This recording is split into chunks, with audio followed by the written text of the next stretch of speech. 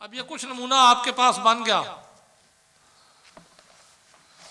یہ جہاں تک کافی ہے۔ اب چونکہ پہلے دن میں نے آپ کو کہا تھا کہ عقیدے ثابت ہوتے ہیں قرآن و حدیث سے، تو قرآن کا تو جو ابتدائیہ تھا کہ قرآن سے عقیدہ نکالنے کے لیے آیات کی اقسام اور مفسرین کی شرائط، پھر اس کے بعد ہم نے قرآن کی نزول کی صورتیں پڑھ لیں، تدوین قرآن مجید پڑھ لیا، قرآن مجید میں ناسخ منسوخ پڑھ لیا، تو اتنا کافی ہے قرآن مجید کو سمجھنے کے لیے، یہ ابتدائیہ کافی ہے۔ اسی طریقے سے اب حدیث مبارکہ سے جب کوئی عقیدہ ثابت ہوگا تو آج کل جو ٹرینڈ چل نکلا ہے نا کہ آسانی سے کہہ دیتے ہیں کوئی مسئلہ آپ ثابت کریں گے، اور مسئلے کی بھی صورتیں ہوتی ہیں جائز اور ناجائز، تو جائز کی پھر آگے قسمیں بنتی ہیں، کبھی جائز فرض کے زمرے میں ہوتا ہے، کبھی جائز وجوب ہوتا ہے، کبھی جائز سنت ہوتا ہے سنت مؤکدہ، اور کبھی جائز مستحب ہوتا ہے، کبھی جائز مباح ہوتا ہے۔ یہ بڑی 5 قسمیں تو جائز کی بنتی ہیں۔ جائز کی بڑی 5 قسمیں کون کون سی ہیں؟ فرض، واجب، سنت مؤکدہ، مستحب اور مباح۔ جب کسی کام کو کہہ دیا جائے نا کہ یہ کام جائز ہے، تو ان 5 میں سے کسی ایک کے بارے میں بندہ بتا سکتا ہے۔ اب اگر آپ فرض کہیں گے تو اس کے لیے تو نص قطعی ثابت ہوگی، اور نص قطعی میں آپ کو پہلے بیان کر چکا ہوں۔ اور اگر آپ واجب کہیں گے تب بھی نص ہونی چاہیے، لیکن اس میں احتمال ہو، وہ بھی آپ پڑھ چکے ہیں، جس میں اندر تفصیل کی ضرورت ہوتی ہے۔ اگر آپ سنت مؤکدہ کہیں تو حدیث ثابت، حدیث مشہورہ ہو، حدیث صحیحہ ہو، حدیث کے ذریعے سے ہو۔ اور اگر آپ مستحب کہیں تو خبر واقعہ بھی کافی ہے، حدیث ضعیف بھی کافی ہے۔ اگر خبر واقعہ بھی نہیں ہے، حدیث ضعیف بھی نہیں ہے، پرانے علماء کا عمل ہی کافی ہے۔ پہلے لوگ اس بات پہ عمل کرتے ہوں تو استحباب کے لیے وہی کافی ہے۔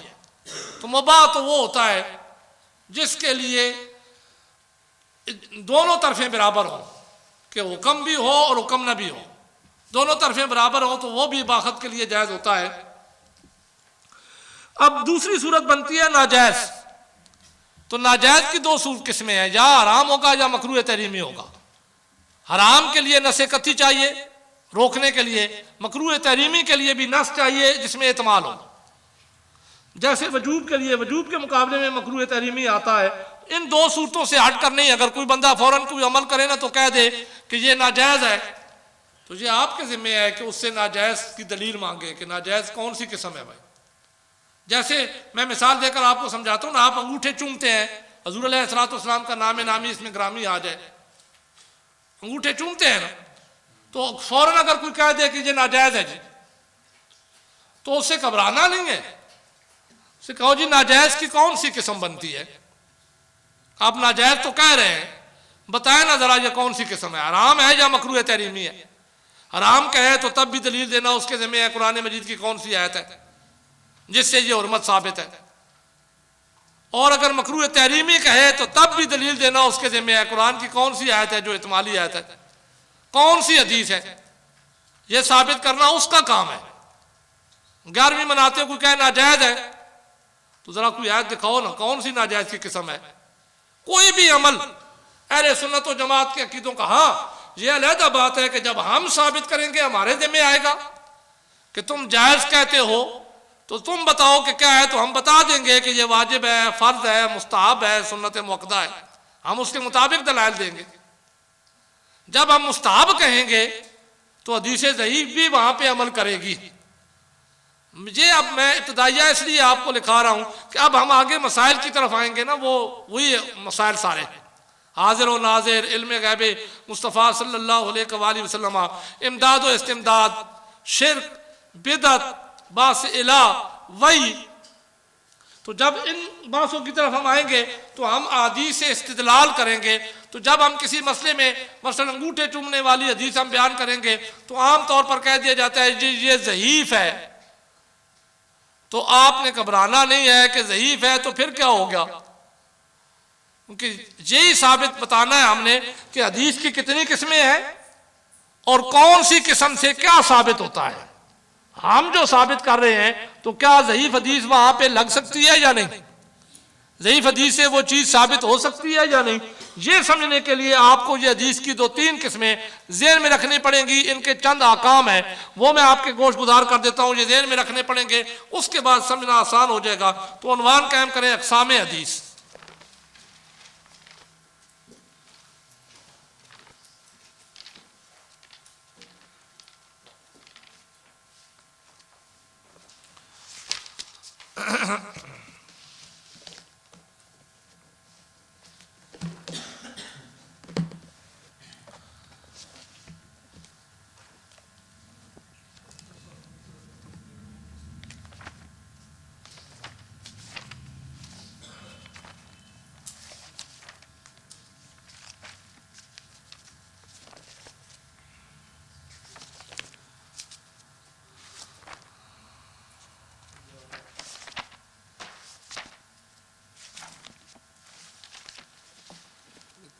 اقسام حدیث ایسے جو کر رہا ہے۔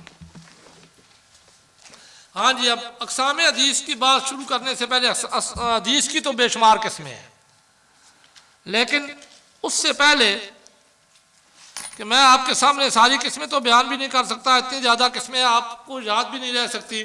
یہ تو جو درس نظامی پڑھتے ہیں، جن کے مقدر میں ہوتی ہے، وہ سارا کچھ پڑھتے ہیں، اور پھر یاد رکھنا بھی ان کا کام ہوتا ہے۔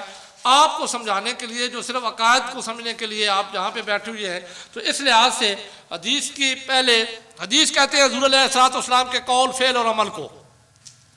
حدیث کی تعریف کیا ہوگی؟ حضور علیہ السلام کے قول، فعل اور عمل کو۔ آپ کے سامنے کوئی بات ہوئی ہو، آپ نے اس پر خاموشی اختیار کیا ہو، منع نہ کیا ہو، تو وہ حدیث بن جائے گی۔ آپ نے خود کوئی عمل کیا ہو، وہ حدیث بن جائے گی۔ اور حضور علیہ السلام نے کسی بات کے حکم دیا ہو، یہ حدیث بن جائے گی۔ تو حدیث کی مطلق تعریف ہو گئی۔ حضور علیہ السلام کے قول، فعل اور عمل کو حدیث کہا جاتا ہے۔ پھر حدیث کی 2 صورتیں ہوتی ہیں، کیونکہ حدیث ہم تک پہنچتی ہے کتب حدیث کے ذریعے۔ حضور علیہ السلام نے جو قول فرمایا، وہ آج سے 14 صدیاں پہلے فرمایا۔ حضور علیہ السلام نے جو عمل کیا، اپنی ظاہری زندگی کے اندر عمل کیا، 14 صدیاں پہلے۔ حضور علیہ السلام نے جس عمل پہ خاموشی اختیار کی، وہ آج سے 14 صدیاں پہلے ہے۔ ہمارے زمانے میں ہم تک حضور علیہ السلام کی وہ بات پہنچی ہے، یا آپ کا عمل یا فعل پہنچا ہے، تو ڈائریکٹ تو حضور علیہ السلام سے ہم تک نہیں پہنچ سکتا۔ ہم تو اس زمانے میں تھے ہی نہیں، اتنا زمانہ درمیان میں گزر گیا ہے۔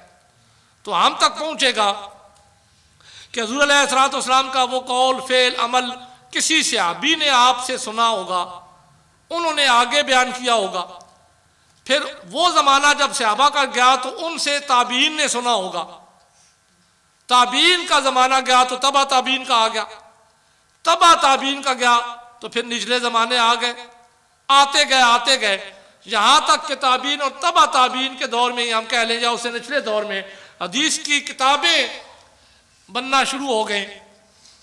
جو مصنفین تھے، مؤلفین تھے، حدیثیں بیان کرنے والے، انہوں نے حدیث کی کتابیں لکھنا شروع کر دیں۔ حضور علیہ السلام کے اقوال کو جمع کرنا شروع کر دیا، آپ کے افعال اور اعمال کو جمع کرنا شروع کر دیا۔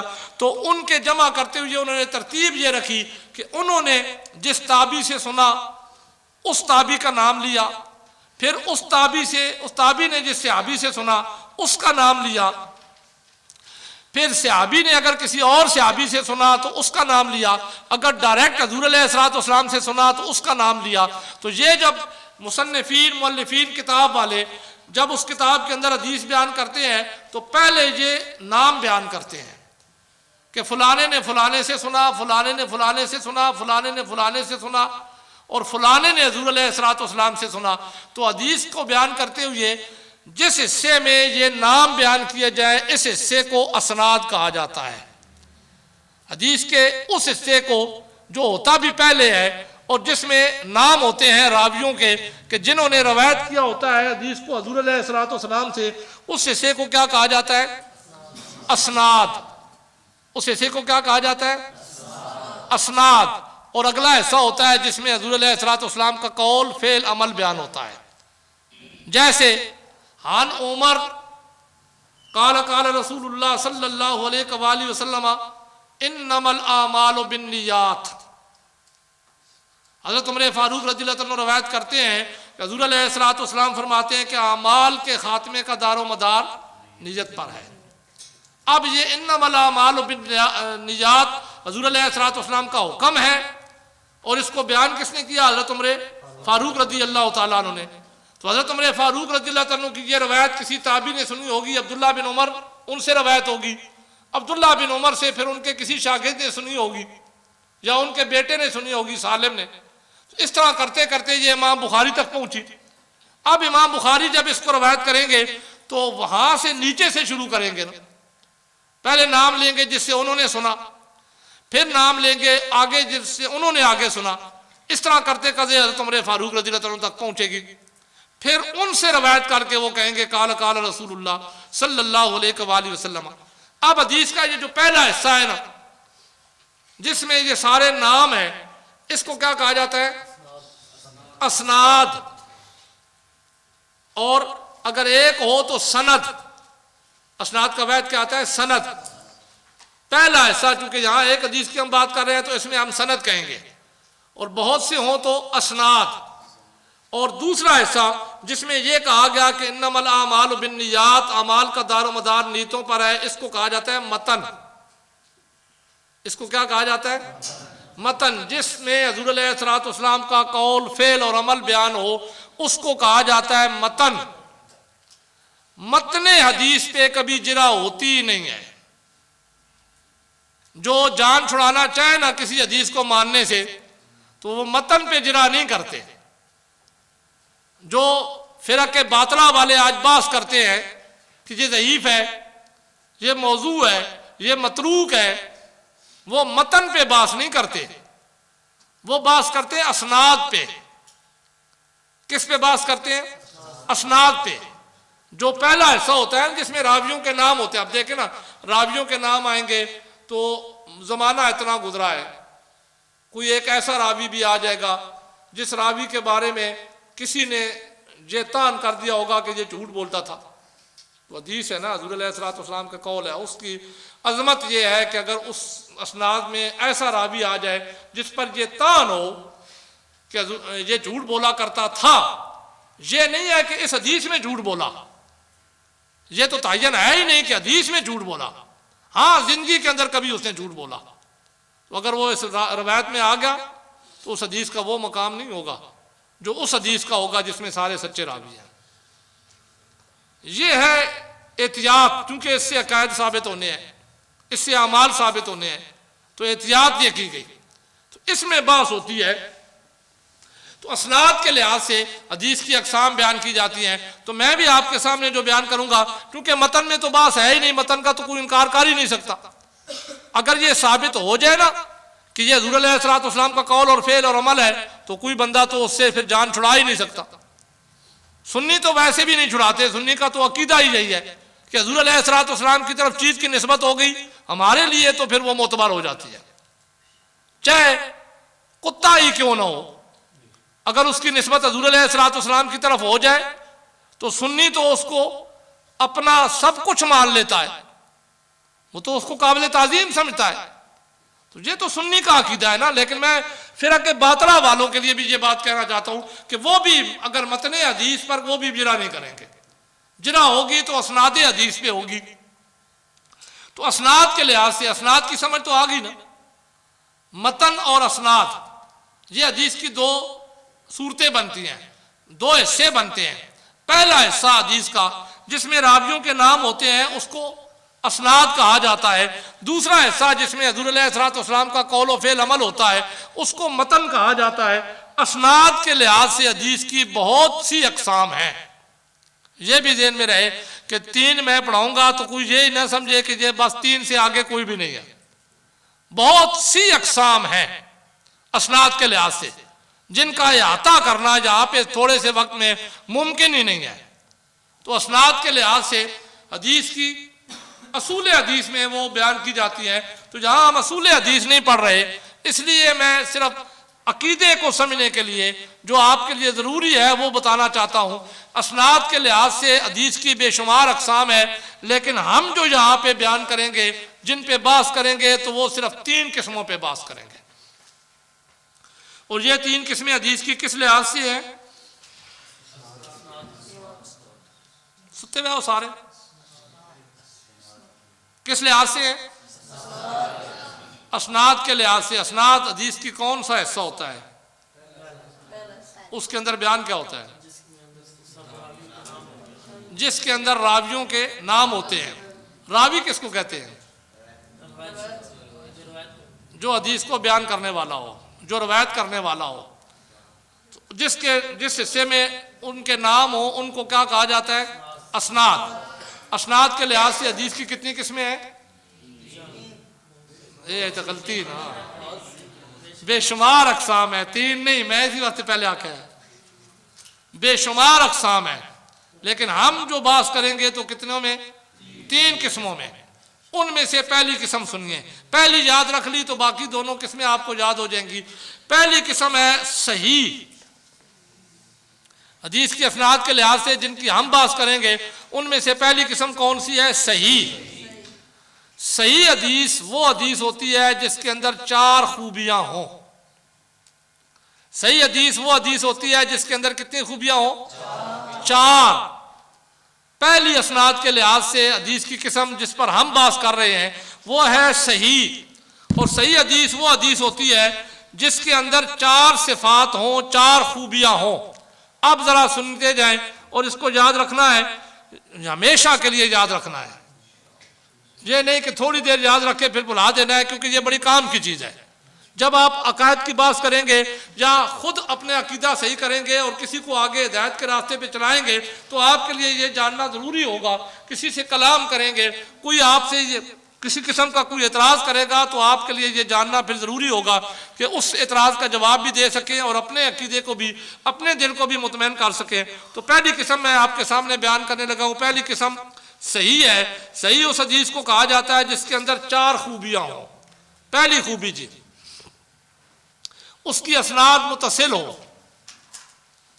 پہلی خوبی صحیح حدیث کی کیا ہے؟ کہ اس کی سند متصل ہو۔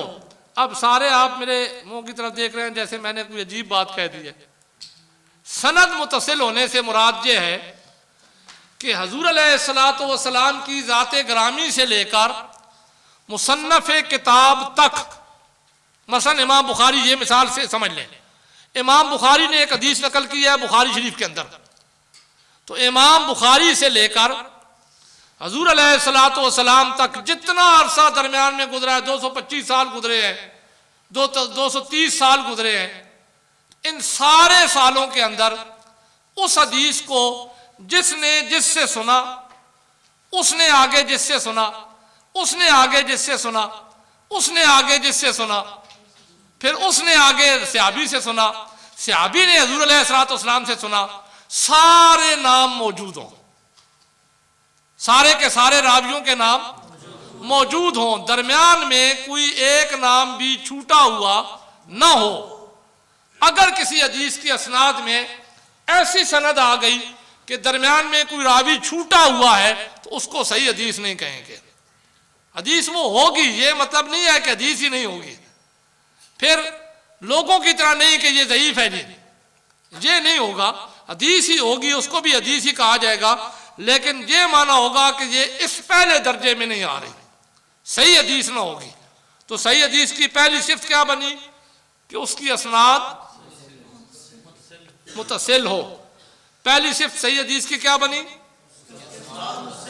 اس کی اسناد متصل ہو۔ کیا مفہوم ہے اسناد متصل ہونے کا؟ میں بھی تو یار 8 بجے لگاتار پہ بولنا نا، امام بخاری تو بخاری شریف نے جڑی مسلم جو اسی سانکے کرتا ہوں، پھر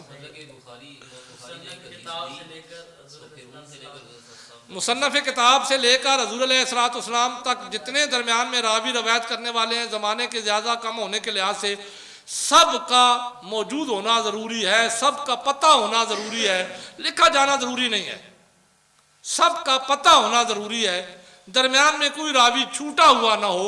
اگر کسی زمانے میں کوئی راوی درمیان میں چھوٹا ہوا ہے، مثلا تبع تابعی کا نام نہیں ہے اور اس سے نچلے نے ڈائریکٹ تابعی کا نام بیان کر دیا ہے تو وہ حدیث صحیح نہیں ہوگی۔ تو صحیح حدیث کی پہلی شرط اس کی سند متصل ہو۔ سند متصل ہونا سمجھ آ گیا؟ दूसरी शर्त अब सुनें, सारे रावी अव्वल दर्जे के मुत्तकी और परहेजगार होने चाहिए। जितने नाम आ रहे हैं उस हदीस की असनाद में, वो सारे के सारे अमल के लिहाज से अव्वल दर्जे के मुत्तकी और परहेजगार हों। अव्वल दर्जे का मुत्तकी वो होता है कबीरा तो दूर की बात, सगीरा से भी बचता हो, कभी उसकी निगाह गैर महरम औरत पर भी न पड़ी हो। दूसरी निगाह, पहली तो बगैर तवज्जो के पढ़ सकती है ना, दूसरी निगाह न पड़ी हो, कभी उसने झूठ न बोला हो मिजाह में भी, कभी उसने कोई गलत काम न किया हो जिंदगी के अंदर। जितने रावी हैं सारे के सारे अव्वल दर्जे के मुत्तकी और परहेजगार हों। अगर कोई रावी दरमियान में ऐसा आ गया है तो परहेजगार, लेकिन उसके हाल का नहीं पता, उसकी जिंदगी के बारे में नहीं पता कि वो जिंदगी के अंदर क्या करता था, अगरचे बजाय वो मुत्तकी ही क्यों ना हो, अगर ऐसा रावी भी दरमियान में आ गया तो वो हदीस सही नहीं कहलाएगी। इतनी बड़ी एहतियात है, मुहद्दिसीन इसको बयान कर रहे हैं। दो सिफ्तें हो गई, समझ आ गई दो सिफ्तें। नंबर एक, असनाद मुतसिल हो। नंबर दो, सारे रावी अव्वल दर्जे के मुत्तकी और परहेजगार हो, कोई मस्तूरुल हाल ना हो। मस्तूर सतरा से निकला है पर्दा, किसी के हाल पर पर्दा ना पड़ा हुआ हो, किसी का हाल छुपा हुआ ना हो, कोई मस्तूरुल हाल ना हो। दो हो गए। नंबर तीन, तमाम के तमाम रावी कवि उल हाफजा हो। हमारी तरह नहीं कि जहां बात सुनी बाहर निकले तो भूल गए। इतना हाफजा मजबूत हो, कवि हो कि जो बात जिस तरीके से सुनी कई सालों बाद भी उसी को उसी तरीके से बयान करें। उनका हाफजा इतना मजबूत हो। सारे के सारे रावी, अब देखिए सारे के सारे रावी, वो जो सारे रावी हैं ना, 100 बनते हैं, 150 बनते हैं, 4 बनते हैं, 6 बनते हैं, 3 बनते हैं, सारे के सारे कवि उल हाफजा होने चाहिए। अगर उनमें से किसी का हाफजा बीमारी या बुढ़ापे की वजह से भी कमजोर हो जाए तो वो जब बीमारी और बुढ़ापे के बाद उस हदीस को बयान करेगा तो वो हदीस सही नहीं होगी। पहले बयान की थी तो सही थी, लेकिन जब दोबारा उससे पूछा जाए तो वो बयान न कर सके तो फिर वो हदीस सही न रहेगी। तो ये तीसरी शर्त थी। चौथी शर्त यह है कि वो हदीस शाज़ ना हो। शाज़ से मुराद ये है, ये मतन के लिहाज से है कि उसका मतन किसी कुरान मजीद की आयत के खिलाफ ना हो या हदीस मशहूरा के खिलाफ ना हो। चौथी शर्त क्या बन गई कि वो हदीस शाज़ ना हो। ये हदीस सही की 4 सिफतें थी। जिस हदीस के अंदर ये 4 सिफात पाई जाएंगी, मुहद्दिसीन की इस्तिलाह में उसको हदीस सही कहा जाएगा। समझ आ गई? जहां तक हदीस सही, पहली किस्म असनाद के लिहाज से जिस पर हम बात कर रहे थे वो कौन सी किस्म थी? हदीस सही। हदीस सही वो हदीस होती है जिसके अंदर 4 सिफात पाई जाएं, 4 खूबियां पाई जाएं। पहली सिफत यह है कि उसकी सनद मुतसिल हो। दूसरी सिफत यह है कि उसके सारे रावी अव्वल दर्जे के मुत्तकी और परहेजगार होने चाहिए, किसी का हाल छुपा हुआ ना हो। तीसरी सिफत यह है कि सारे कवि उल हाफजा होने चाहिए, किसी का हाफजा बीमारी या बुढ़ापे की वजह से कमज़ोर ना हुआ हो। चौथी सिफत यह है कि वो हदीस शाज़ ना हो, किसी हदीस मशहूरा के खिलाफ ना हो। तो ऐसी हदीस को मुहद्दिसीन सही हदीस कहते हैं। दूसरी किस्म जो हम पढ़ेंगे वो हदीस हसन। दूसरी किस्म कौन सी है? हसन। वो 4 सिफात आपने पढ़ ली है ना हदीस सही की, समझ है ना? अब हसन की तारीफ समझे। हसन उस हदीस को कहा जाता है कि सिफात उसके अंदर भी वो 4 ही होती है। हदीस हसन की भी तारीफ करते हुए आप यही कहेंगे कि जिसके अंदर 4 सिफात हो, वही 4 सिफात है। सनद मुतसिल होनी चाहिए, इसकी भी मुतसिल होती है। उसमें एक सिफ्त थी अव्वल दर्जे के मुत्तकी और परहेजगार, ये सिफ्त रखी थी ना सही में। तो हसन में ये होता है कि उनमें से कोई एक अव्वल दर्जे का मुत्तकी ना हो।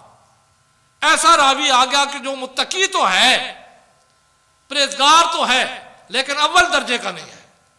अगर वो अव्वल दर्जे से निचले आ गया, वो रावी दरमियान हदीस में आ गया, تو اس کی روایت کرنے والی حدیث کو محدثین کی اصطلاح میں صحیح نہیں کہا جائے گا، بلکہ کیا کہا جائے گا؟ حسن۔ صحیح نہ رہے گی، کون سی بن جائے گی؟ حسن۔ تو حسن اور صحیح کی تعریف بالکل ملتی جلتی ہے۔ اگر آپ کو صحیح کی تعریف پتہ چل گئی تو حسن کی تعریف بھی پتہ چل جائے گی۔ صرف فرق درمیان میں اتنا رہے گا کہ صحیح میں سارے اول درجے کے متقی اور پرہیزگار تھے، حسن میں اول درجے کا تقوی اور پرہیزگار نہیں پایا جاتا، اگرچہ تقوی اور پرہیزگاری پائی جاتی ہے لیکن اول درجے کا نہیں ہوتا، اس لیے اس کو حسن کہتے ہیں۔ یہ نچلا درجہ ہے۔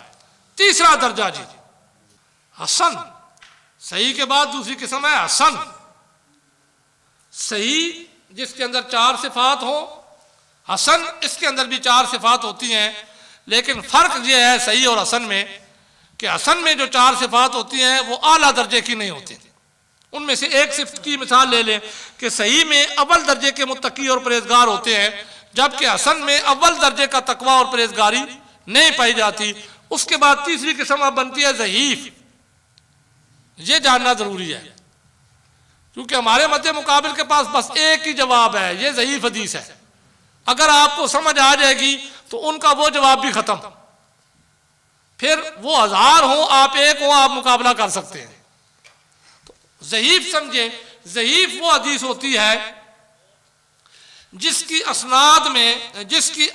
اسناد چھوٹی ہو، یعنی ان 4 صفات میں سے کوئی ایک صفت نہ پائی جائے، کوئی ایک صفت یا زیادہ صفات نہ پائی جائے تو اس کو ضعیف کہہ دیتے ہیں۔ مثلا اگر اس کی اسناد ہے تو اسناد درمیان میں چھوٹی ہوئی ہیں، کوئی ایک راوی درمیان میں بیان نہیں ہے تو ایسی حدیث کو ضعیف حدیث کہہ دیتے ہیں۔ یا اس کے راوی چھوٹے ہوئے نہیں ہے لیکن ان کے اندر ایسا راوی ہے جو حافظہ والا قوی الحافظہ نہیں تھا، وہ بھول جایا کرتا تھا بات کو، یا متقی نہیں تھا، جھوٹ بولا کرتا تھا، تو ایسے راوی کو بھی آ جانے کی وجہ سے وہ حدیث صحیح اور حسن کے زمرے سے نکل کر ضعیف بن جائے گی۔ تو ضعیف بھی حدیث ہوتی ہے، یہ معنی نہیں کہ ضعیف کہہ دیا تو بس حدیث کا ہی انکار ہو گیا کہ حدیث ہی نہیں رہی۔ ضعیف بھی حدیث ہوتی ہے، البتہ محدثین نے اس کو نچلا درجہ اس لیے دیا ہے کہ اس کے اندر چونکہ شبہ آ جاتا ہے کہ ایک تو درمیان میں راوی چھوٹا ہوا ہے تو جس راوی کا پتہ ہی نہیں ہے، تو پھر اس لیے شبہ آ جاتا ہے کہ یہ اس نے فلانے سے سنی بھی ہے یا نہیں۔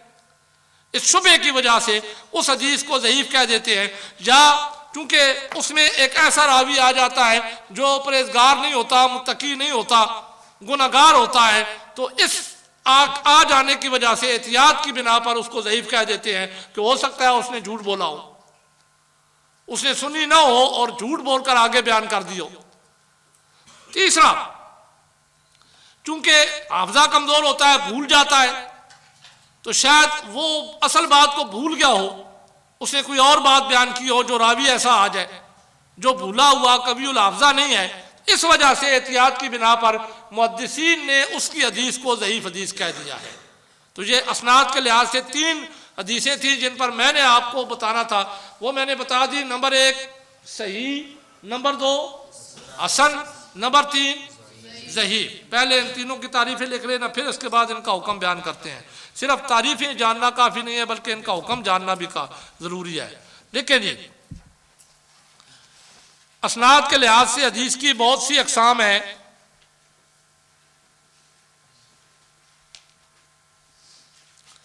جی کیا ہو گئے نے اگے بے وضو بیٹھا میں؟ اسناد کے لحاظ سے حدیث کی بہت سی اقسام ہیں،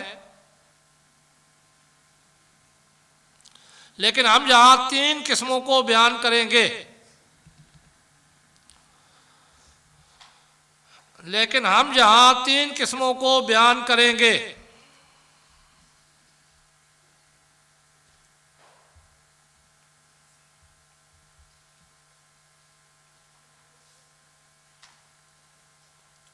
نمبر 1 حدیث صحیح۔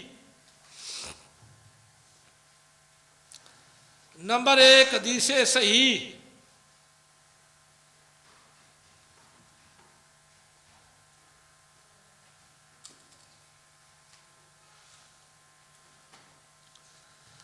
حدیث صحیح وہ حدیث ہوتی ہے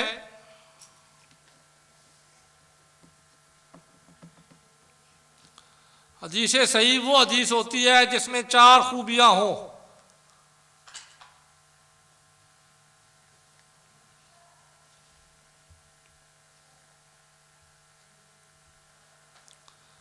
جس میں 4 خوبیاں ہوں. نمبر 1، اس کی اسناد متصل ہو. نمبر 1 پہلی خوبی جی، اس کی اسناد متصل ہو.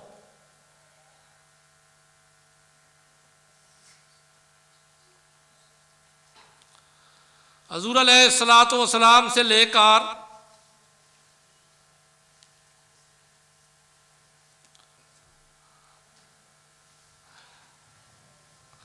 اس کی اسناد متصل ہو کہ حضور علیہ الصلوۃ والسلام سے لے کر مصنف کتاب تک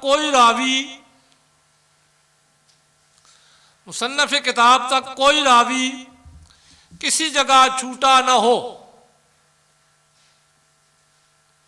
کسی جگہ چھوٹا ہوا نہ ہو.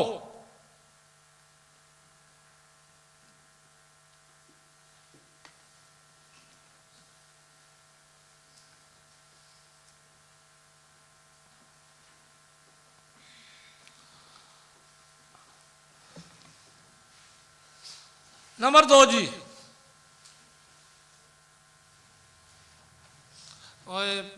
یاسین اتنے جگہ خالی ہو گئی تو جو میں نے کمرہ چھوڑ دیا نا، اتنے کمرے سارے خالی نو.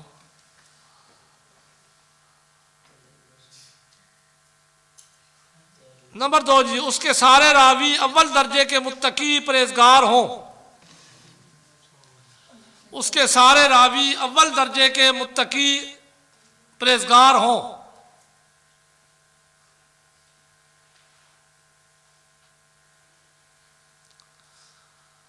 کوئی فاسق یا مستور الحال نہ ہو. کوئی فاسق یا مستور الحال نہ ہو.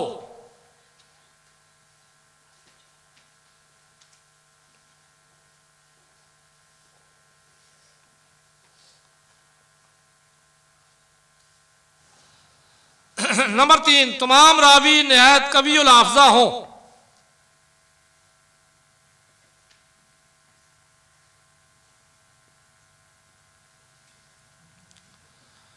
تمام راوی نہایت قوی الحافظہ ہوں. کسی کا حافظہ بیماری یا بڑھاپے کی وجہ سے کمزور نہ ہو. کسی کا حافظہ بیماری یا بڑھاپے کی وجہ سے کمزور نہ ہو.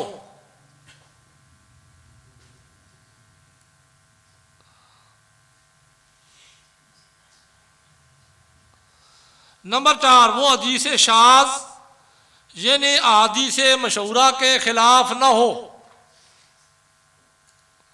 اچھا، جو حفاظ کرام ہے نا قرآن مجید سنانے والے، میں آپ کو ایک بات کہنا چاہتا ہوں کہ جب قرآن مجید یاد کیا کریں نا تو ایسی آیات میں خاص طور پر توجہ دیا کریں کہ جیسے ان اللہ لا يحب المعتدین، ان اللہ لا يحب الکافرین. کیونکہ جلدی میں بندہ شیطان وساوس ڈالتا ہے نا، بندہ ان اللہ يحب الکافرین تو یہ کفریہ کلمہ بن جاتا ہے. تو ان آیات میں خصوصی توجہ دیا کریں یاد کرتے ہوئے کہ جہاں پہ معنی بدل جاتا ہے لا کے آگے پیچھے ہونے سے، تو لا اگر نہ کہا جائے، مثلا ان اللہ یحب الکافرین ہے تو جہاں اگر کسی نے کہہ دیا ان اللہ لا یحب الکافرین ہے تو کسی نے پڑھ دیا ان اللہ یحب الکافرین، تو یہ معنی بدل جائے گا، بالکل الٹ ہو جائے گا، تو اس سے کفر لازم آ جاتا ہے. تو اس لیے آیات پڑھتے ہوئے یہ خاص طور پہ احتیاط کیا کریں ان آیات میں. باقیوں میں تو اگر آگے پیچھے لفظ ہو بھی جائے تو اس میں معنی میں اتنا تغیر نہیں آتا، تبدیلی نہیں آتی کہ جس سے کوئی حرج ہو، لیکن ان میں بہت بڑا حرج ہو جاتا ہے. ہاں جی. تو کیا لکھا؟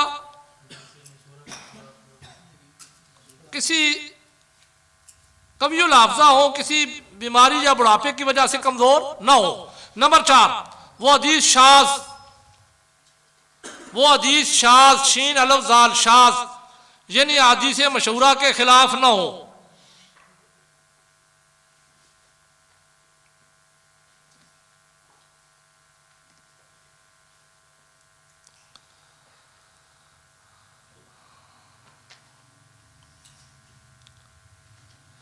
نمبر 2 جی حسن، صحیح کی تعریف لکھ لی۔ حسن کی تعریف میں نے آپ کو بتا دی، جس کے اندر صحیح والی شرائط یا صفات یا خوبیوں میں کم درجہ پایا جائے۔ حسن وہ حدیث ہے جس کے کسی راوی میں کسی راوی میں یہ صفات اعلیٰ درجے کی نہ ہو، یہ 4 صفات اعلیٰ درجے کی نہ ہو۔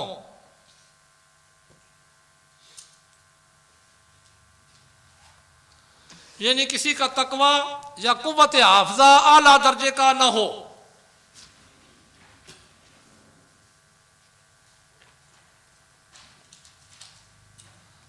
یعنی کسی کا تقوی یا قوت حافظہ اعلیٰ درجے کا نہ ہو۔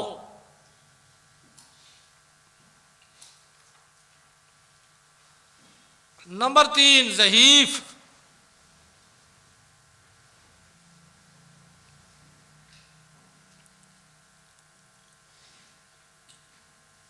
وہ حدیث ہے جس کا کوئی راوی متقی یا قوی الحافظہ نہ ہو، جس کا کوئی راوی متقی یا قوی الحافظہ نہ ہو۔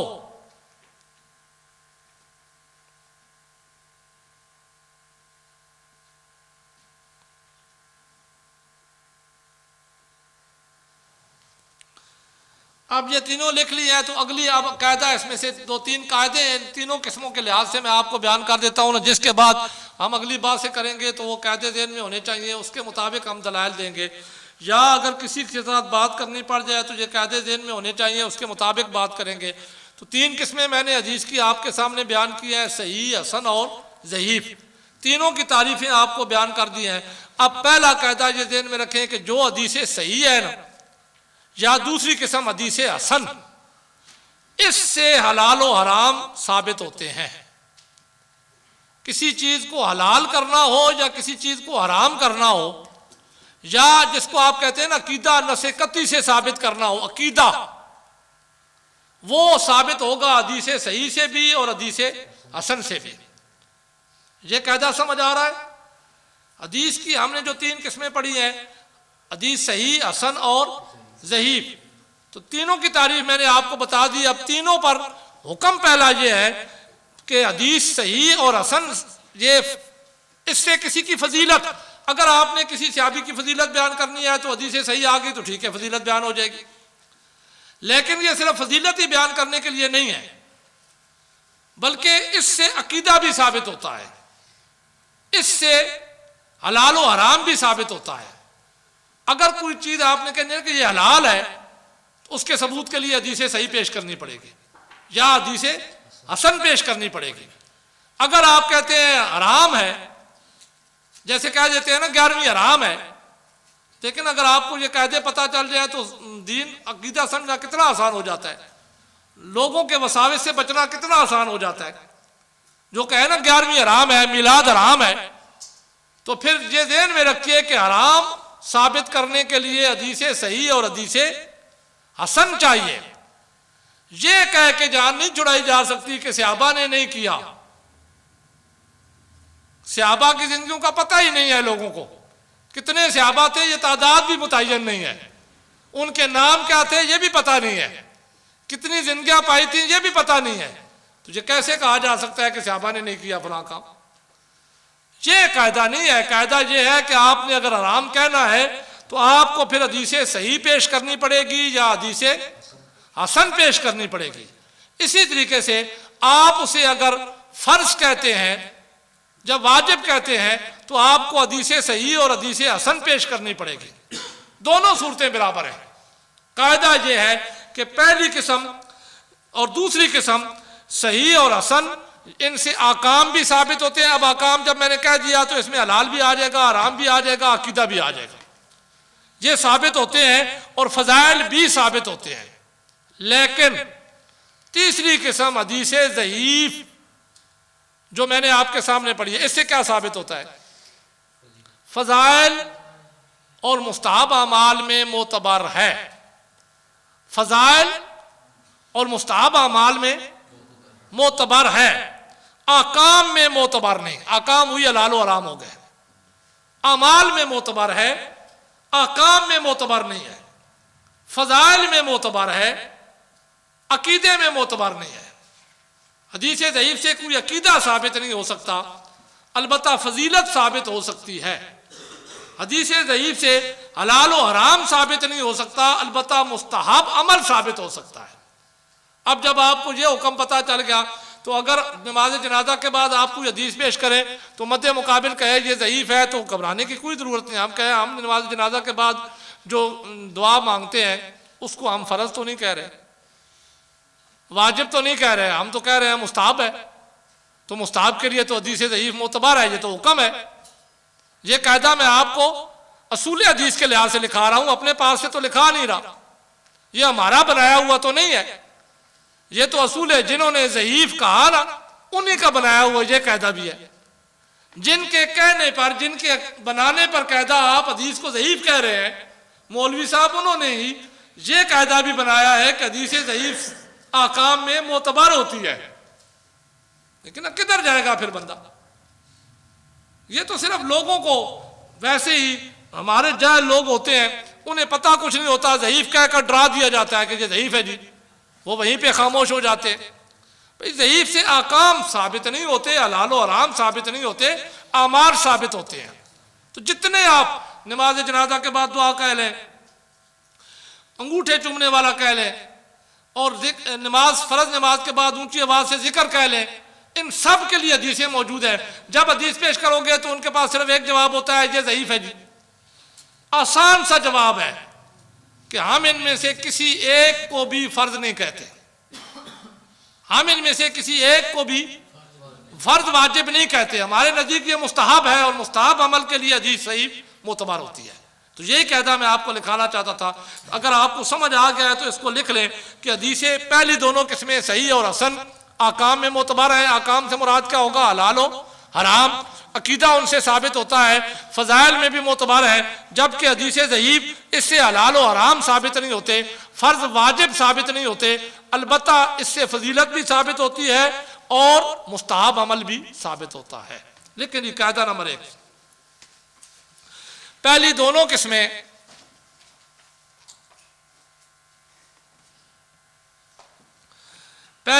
किस्में यानी सही और हसन,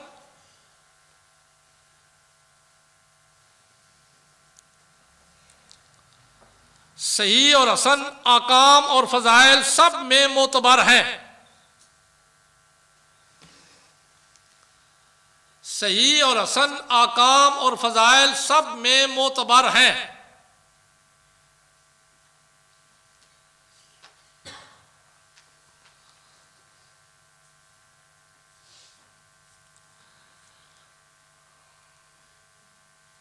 लेकिन हदीस ज़ईफ़ से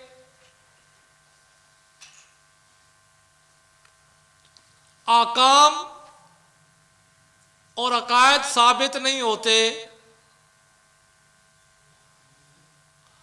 आकाम और अकायद साबित नहीं होते,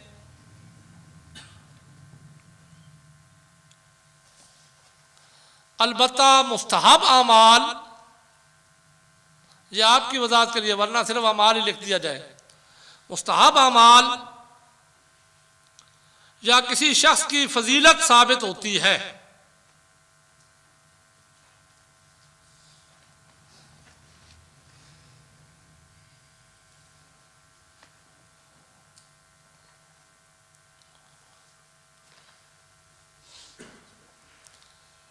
तीनों किस्में हदीस की और उसके बाद उनका एक हुक्म। कायदा नंबर 1 समझ आ गया, आप कायदा नंबर 2 लिखेंगे, पहले समझे दूसरे कायदे को भी।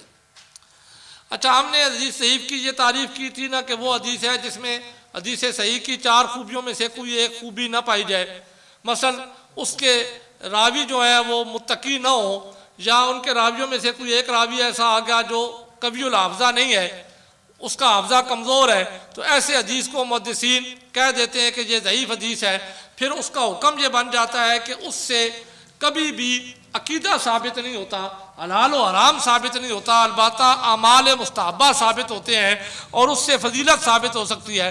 अब एक और कायदा भी ज़हन में रख लें, अगर कभी ज़ईफ़ हदीस किसी वजह से हसन बन जाए, ये कायदा बहुत आम है, اگر کبھی حدیث ضعیف کسی وجہ سے حسن بن جائے تو پھر وہ بھی احکام میں معتبر ہوتی ہے، پھر اس سے بھی حلال و حرام ثابت ہوتے ہیں جب اس کا درجہ اوپر چلا جائے، یعنی دوسرے لفظوں میں وہ بڑی ہو جائے۔ اگر کوئی ضعیف حدیث کسی وجہ سے حسن ہو جائے تو پھر اس سے کیا ثابت ہوں گے؟ احکام، پھر صرف فضیلت ہی کافی نہیں ہے بلکہ اس سے بھی حلال و حرام ثابت ہوں گے۔ یہ قاعدہ ہے اصول حدیث والوں کے نزدیک۔ لیکن اب سوچنا یہ ہے کہ ضعیف حدیث حسن کیسے بنے گی؟ کیا اس سے وہ راوی جو متقی نہیں تھا وہ ہٹ جائے گا، یا اس میں جو راوی قوی الحافظہ تھا وہ حافظے والا ہو جائے گا، اس کا حافظہ بہتر ہو جائے گا؟ نہیں، یہ طریقہ نہیں ہے۔ راوی وہی رہے گا، وہ اسی طرح راوی کی موجودگی میں بھی حسن ہو جائے گی، لیکن یہ حسن ہونے کی صورتیں جو بیان کی گئی ہیں وہ 3 صورتیں بیان کی گئی ہیں۔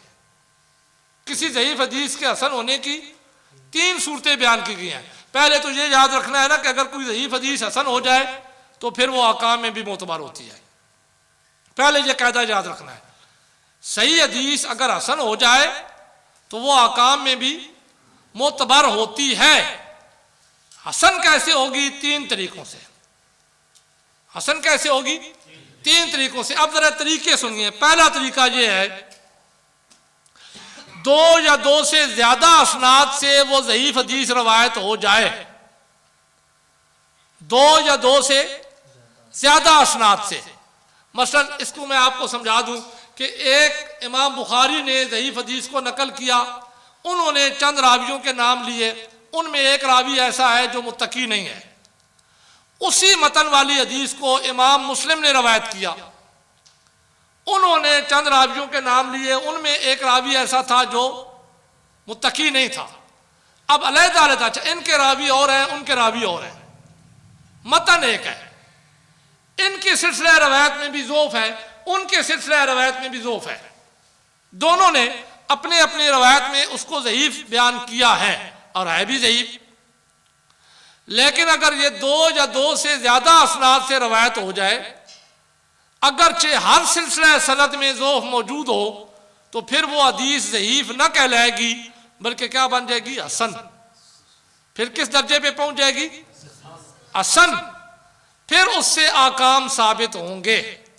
تو ہر ضعیف حدیث کو ضعیف کہہ کر رد نہیں کیا جا سکتا، بہت مشکل ہے ان کے لیے جو ہر بات پہ ضعیف حدیث کہہ کر جان چھڑانے کی کوشش کرتے ہیں کہ کسی حدیث کی ضعف کو ثابت کیا جائے۔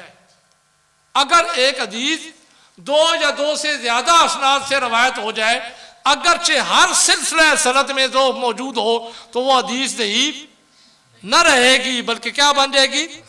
حسن۔ یہ پہلا طریقہ ہے کسی حدیث ضعیف کے حسن ہونے کا، اور بے شمار ایسی حدیثیں موجود ہیں جن کو امام بخاری نے بھی روایت کیا، امام مسلم نے بھی روایت کیا، ہر سلسلہ سند میں ضعف ہے، لیکن چونکہ اتنے زیادہ اسناد ان کی ہو گئی ہیں، 2 یا 2 سے زیادہ اسناد سے بیان کر دی گئی ہیں، تو پھر وہ حدیث ضعیف نہ رہے گی بلکہ کیا بن جائے گی؟ حسن۔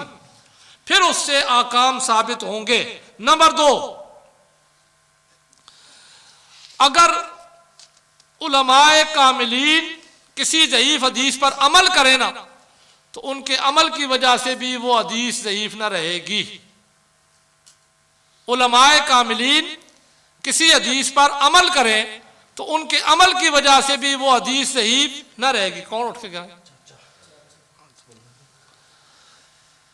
علماء کاملین کسی حدیث پر عمل کریں تو علماء کاملین سے مراد یہ ہے کہ جو اسلام کے علماء ہیں، قرآن و سنت پہ عمل کرنے والے ہیں، اگر وہ کسی حدیث پر عمل کرنا شروع کر دیں، اگرچہ سلسلہ اسناد کے لحاظ سے وہ حدیث ضعیف ہی کیوں نہ ہو، لیکن ان کے عمل کی وجہ سے وہ حسن کے درجے میں آ جائے گی۔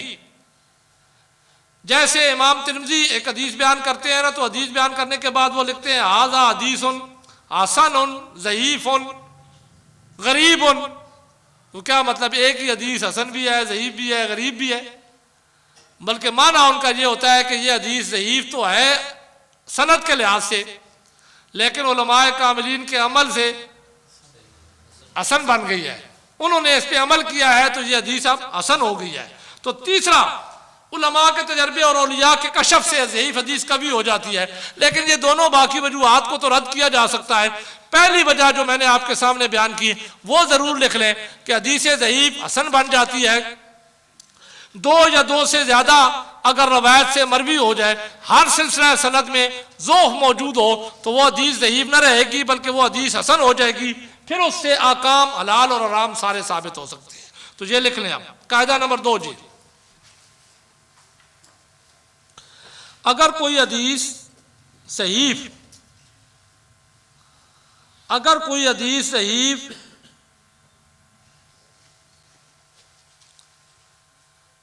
کسی وجہ سے حسن بن جائے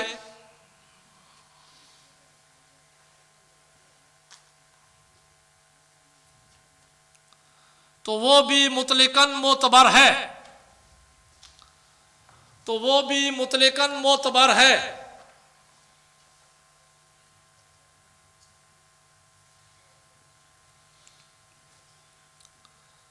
اس سے احکام و فضائل سب کچھ ثابت ہو سکتے ہیں۔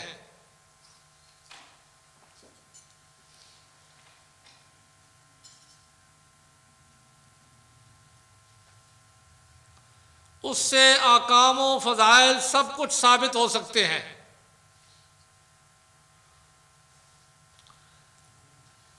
حدیث ضعیف کے حسن بن جانے کی صورت یہ ہے، حدیث ضعیف کے حسن بن جانے کی صورت یہ ہے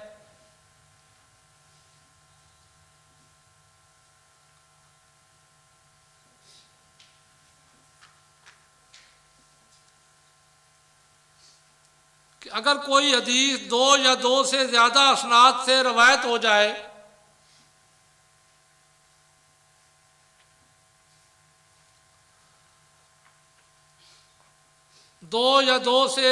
اسناد سے روایت ہو جائے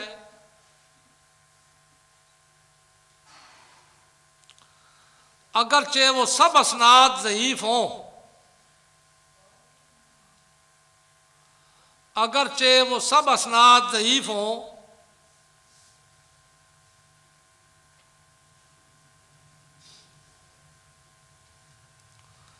تو وہ ضعیف نہ رہے گی، تو وہ ضعیف حدیث ضعیف نہ رہے گی بلکہ حسن ہو جائے گی۔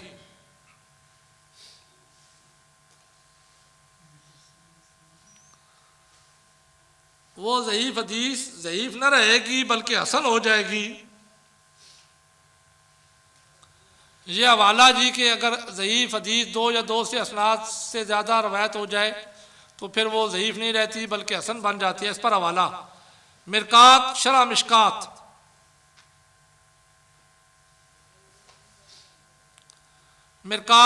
مشکات، موضوعات کبیر دوسری کتاب کا نام ہے، موضوعات کبیر۔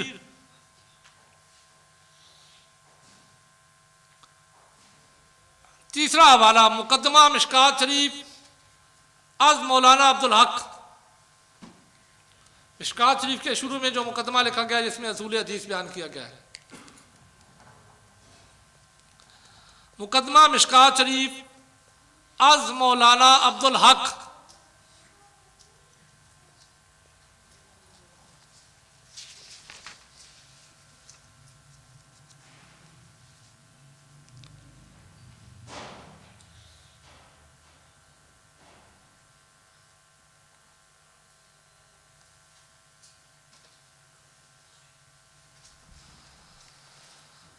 اچھا جی، ایک اور قاعدہ نوٹ کریں جی، دو قاعدے ہو گئے، قاعدہ نمبر 3 پہلے اس کو بھی سمجھیں۔ میں نے پہلے حدیث کی تعریف میں آپ کو یہ بتایا تھا کہ اسناد متصل ہو، تو اسناد متصل ہوتے ہوئے میں نے آپ کے سامنے یہ بیان کیا تھا کہ حضور علیہ الصلوۃ والسلام سے لے کر مؤلف کتاب تک جتنے راوی ہیں درمیان میں چھوٹے ہوئے نہیں ہونے چاہیے۔ اب یہ قاعدہ میں آپ کو لکھا رہا ہوں، یہ قاعدہ کام آئے گا غیر مقلدین کے حوالے سے، کیونکہ غیر مقلد ہمارے ساتھ جب بحث کرتے ہیں نا تو وہ ایک حدیث کو بیان کر کے کہتے ہیں کہ جی اس حدیث میں تو فلانا راوی ضعیف ہے. تو یہ قاعدہ اگر آپ کو یاد ہوگا تو پھر بھی آپ کے لیے آسانی ہوگی، آپ خود بھی مطمئن ہوں گے اپنے عقیدے سے.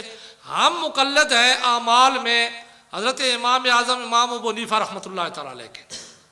امام اعظم امام ابو حنیفہ رحمۃ اللہ تعالیٰ علیہ کی ولادت تھی 80 ہجری. حضور علیہ الصلوۃ والسلام کے زمانے کے قریب ان کا زمانہ ہے.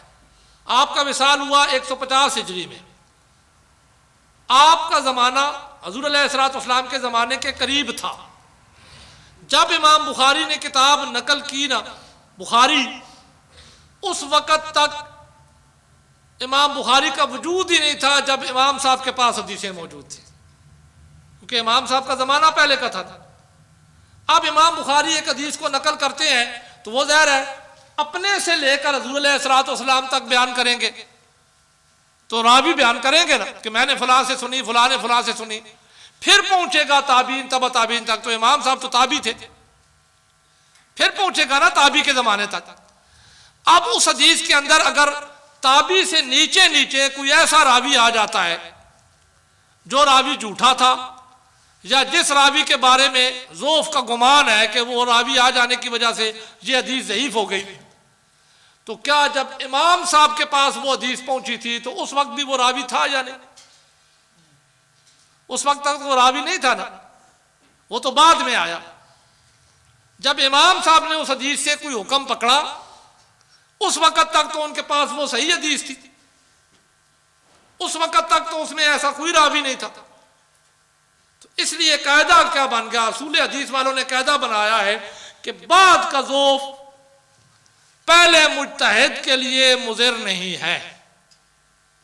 کیا مطلب کہ کسی سلسلہ اسناد میں اگر میں مجتہد نے کسی حدیث سے کوئی مسئلہ نکالا ہے، اس وقت تک اس میں وہ ضعیف راوی شامل نہیں تھا. بعد میں کوئی ضعیف راوی اس میں آ گیا تو اس کے آ جانے سے مجتہد نے جو مسئلہ نکالا ہے وہ بالکل صحیح ہے، اسی پہ عمل کیا جائے گا، کیونکہ اس وقت تک وہ حدیث ضعیف نہیں تھی. تو یہ قاعدہ میں آپ کو پتہ نہیں سمجھا سکا یا نہیں، ویسے یہ قاعدہ ہے بڑا عام، کیونکہ ایک لطیفہ ہی مشہور ہے نا کہ غیر مقلد سے نہ قرات خلف الامام کے بارے میں گفتگو ہوئی کسی اللہ کے نیک بندے کی. ہمارے نزدیک امام کے پیچھے قرات نہیں کی جاتی، اس کے لیے ہمارے امام صاحب نے حدیث مبارکہ دلائل کے طور پر پیش کی ہے. غیر مقلد جاہل حدیث امام کے پیچھے بھی قرات کرتے ہیں. انہوں نے حدیث نکالی لا قرات الا بفاتحۃ الکتاب، اور ہماری روایت ہے قراءۃ الامام لہو قراءۃ. اللہ کے محبوب ارشاد فرماتے ہیں امام کی قراءت مقتدی کی قراءت ہے. اور ویسے بھی حضور علیہ الصلوۃ والسلام ارشاد فرماتے ہیں، یہ ہمارا مستقل موضوع ہے، جب وہ آئے گا تو میں اس پر تفصیلاً دلائل نقل کروں گا کہ جب امام بناؤ تو پھر امام کے پیچھے تم نے تکبیریں کہنی ہے. جب وہ تکبر فکبروا، وہ تکبیر کہے تو انما جعل الامام لیؤتم بہ فاذا کبر فکبروا، امام اس لیے بنایا جاتا ہے کہ اس کی اقتداء کی جائے. وہ تکبیر کہے تو تم بھی تکبیر کہو. فاذا قرأ فاسمعوا فانصتوا، جب وہ پڑھے تو سنو اور خاموش رہو. اونچا پڑھے گا تو سننا ہوگا، لیکن ساتھ ہی انصتوا کا بھی لفظ ہے، جب وہ آہستہ پڑھ رہا ہوگا تو خاموش رہنا ہوگا. تو یہ حکم ہے شریعت میں. اب مناظرہ ہوا نا تو غیر مقلد وہابی نے جو اہل حدیث نے جو ان کی رٹی رٹائی بات ہوتی ہے، یہ حدیث پڑھی تو اس نے کہا کہ یہ حدیث تو ضعیف ہے. اس نے جو ان کا جواب ہوتا ہے، ایک ہی جواب ان کے پاس ہوتا ہے اور تو ہوتا کچھ نہیں ہے، فوراً کہہ دیتے ہیں یہ ضعیف ہے. اس نے کہا یہ ضعیف ہے. تو علامہ صاحب نے اس سے پوچھا اس میں کون سا راوی ضعیف ہے؟ اس نے نام لے دیا ایک، فرض کریں اس نے کہہ دیا یاسین ہے، وہ ضعیف ہے. میں آپ کو مثال دے رہا ہوں نا صرف سمجھانے کے لیے. تو انہوں نے اس سے پوچھا نا بھائی بتاؤ یہ راوی کب شامل ہوا، اس کی تاریخ پیدائش کیا ہے؟ تو یہی کہا جائے گا نا جی 2000 میں پیدا ہوا. اب 2000 میں پیدا ہونے والا راوی ایک حدیث میں آ گیا تو امام صاحب تو جب وصال فرما گئے تھے اس وقت تو اس کا خمیر بھی نہیں تھا. تو انہیں یہی جواب دیا کہ بھائی جب امام صاحب کا نے اس سے استدلال کیا تھا اس وقت تک اس راوی کا کوئی نام و نشان نہیں تھا، لہذا اب تم امام صاحب پر اس راوی کو لے کر جرح نہیں کر سکتے ہو۔ تو یہ قاعدہ آپ کے پاس بن گیا کہ بعد کا ذوف پہلے مجتہد یا محدث کے لیے مضر نہیں ہے۔ جب وہ راوی بعد میں شامل ہوا تو پہلے وہ راوی نہیں تھا، تو جب تک وہ راوی نہیں تھا وہ حدیث صحیح رہے گی، وہ حدیث ضعیف نہیں کہلائے گی۔ یہ لکھ لیں۔ قاعدہ نمبر 2 جی، بعد کا ذوف، چلو ترائی لیکن ہو یارا میں کوئی جھگڑا تو نہیں نا۔ بعد کا ذوف اگلے محدث یا مجتہد کے لیے مضر نہیں، نقصان دہ نہیں، یہ لکھیں۔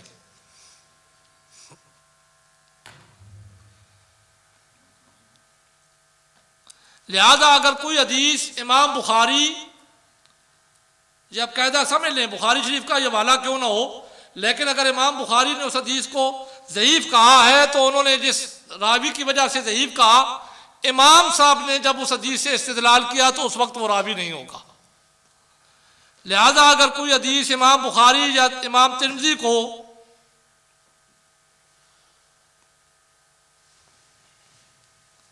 ضعیف ہو کر ملی ہو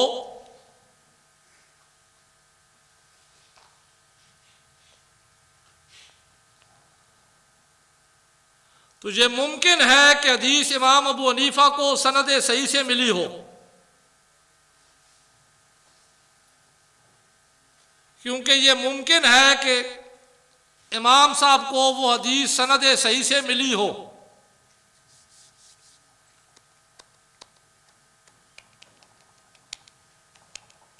کیونکہ ان کا زمانہ ان کے زمانے سے بہت پہلے ہے۔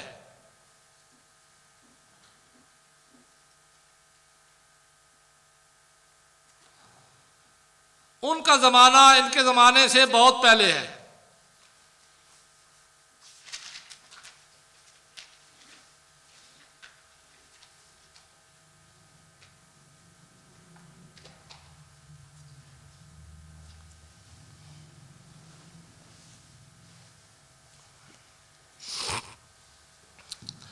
اگلا قاعدہ جی، اگلا قاعدہ پہلے سنیں جی، یہ قاعدہ بھی انتہائی عام ہے اس دور کے لحاظ سے۔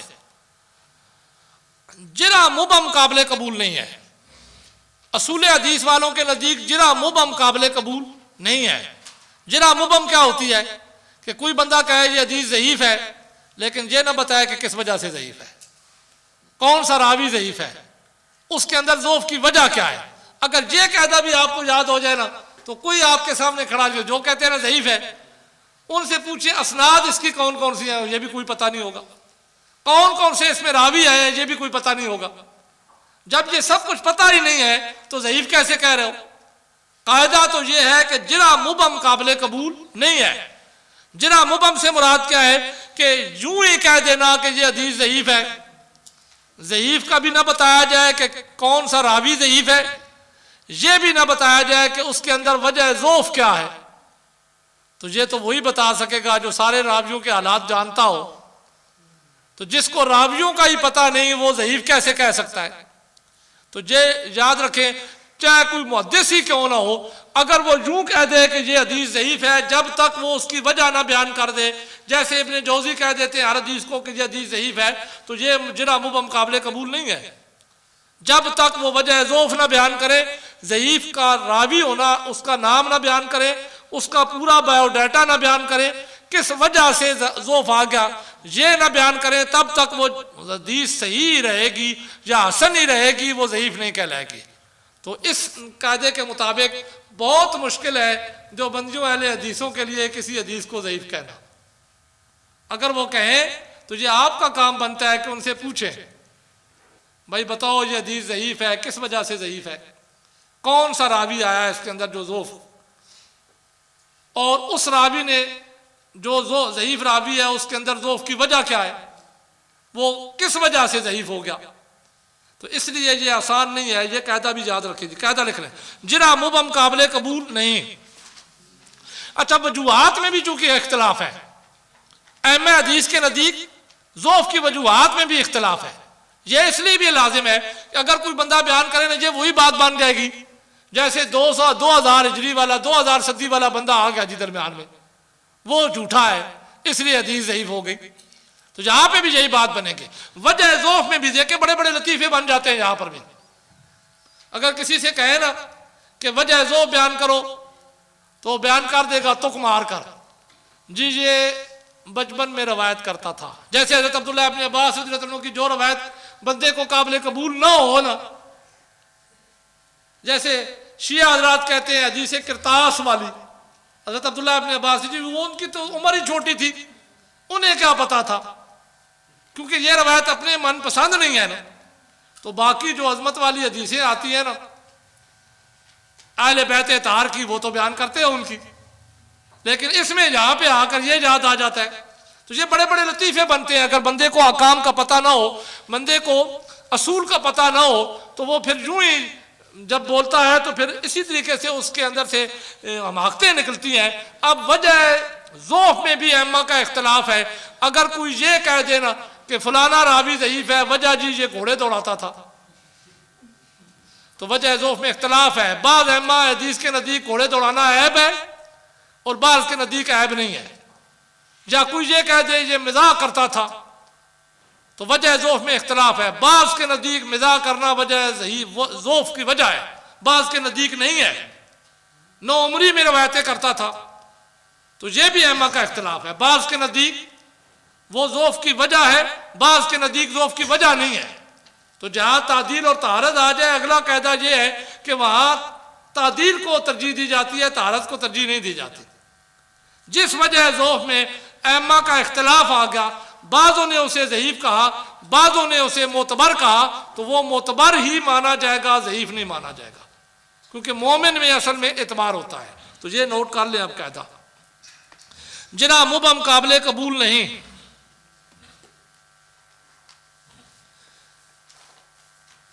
یعنی کسی ناقد حدیث کا یہ کہہ دینا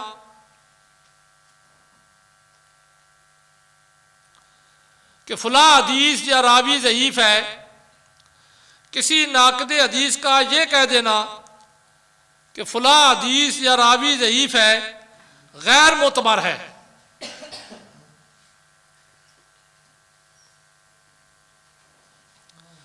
غیر معتبر ہے جب تک یہ نہ بتائے کہ کیوں ضعیف ہے.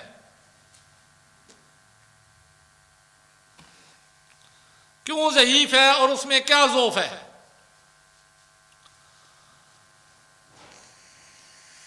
جب تک یہ نہ بتائے کہ کیوں ضعیف ہے اور اس میں کیا ضعف ہے.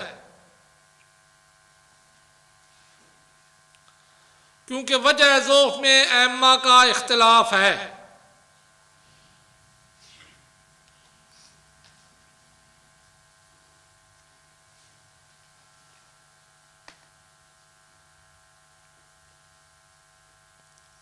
حوالہ جی نور الانوار، اس قاعدے پر نور الانوار کے ائمہ حدیث کا اختلاف ہے وجہ ضعف میں. نور الانوار باستان علی الحدیث، جہاں حدیث پر تان کی گئی ہے. نور الانوار باستان علی الحدیث. آمین.